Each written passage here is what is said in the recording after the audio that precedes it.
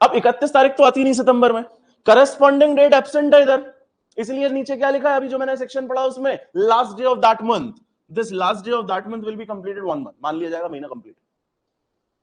ठीक, तो एक महीना इसी पे कंप्लीट मान लिया जाएगा। फिर दूसरा महीना कब मान लिया जाएगा? 31 अगस्त को मान लिया जाएगा, क्योंकि इसमें तो करस्पॉन्डिंग डेट आ रही है ना, तो भी मान लिया जाएगा। नहीं आती तो भी 30 को ही मान लेते।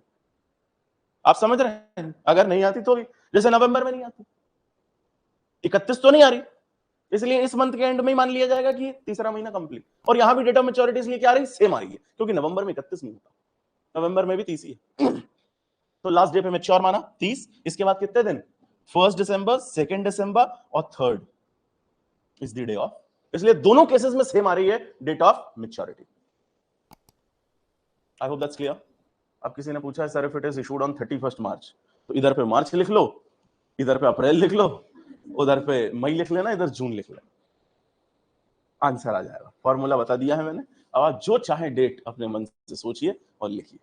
कॉन्सेप्ट समझ आ गया आपके? 23 कह क्या रहा है, क्लियर है? कहीं समस्या तो नहीं है 23 को समझने में?